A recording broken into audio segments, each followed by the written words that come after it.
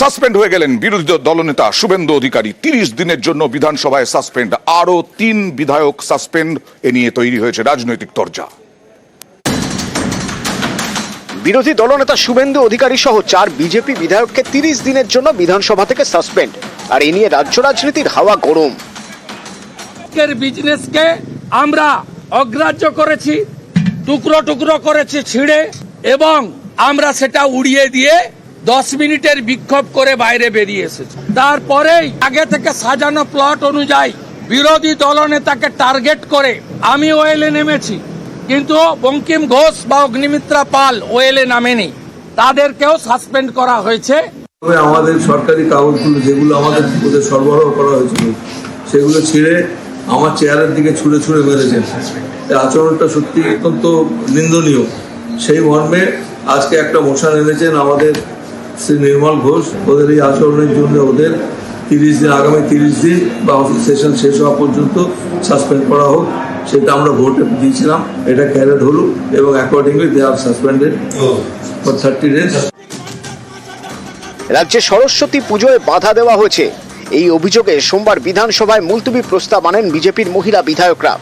এই প্রস্তাব পাঠ করেন বিজেপি বিধায়ক অগ্নিমিত্রা পাল। প্রস্তাব পাঠ করতে দিলেও এ নিয়ে আলোচনার অনুমতি দেননি স্পিকার। প্রতিবাদে বিজেপি বিধায়করা বিক্ষোভ শুরু করেন। ওয়েলে নেমে কাগজ ছিঁড়ে বিক্ষোভ দেখান শুভেন্দু অধিকারী। অভিযোগ, স্পিকারের চেয়ারের দিকে কাগজ ছোড়া হয়। এ নিয়ে ব্যবস্থা নেওয়ার হুঁশিয়ারি দেন স্পিকার। তখন ওয়াকআউট করেন বিজেপি বিধায়করা। এরপরেই বিরোধী দলনেতা সহ বেশ কয়েকজন বিজেপি বিধায়ককে সাসপেন্ড করার প্রস্তাব পেশ করেন তৃণমূলের নির্মল ঘোষ। তাতে বলা হয়, এ ধরনের আচরণ বিধানসভার রীতি বিরোধী।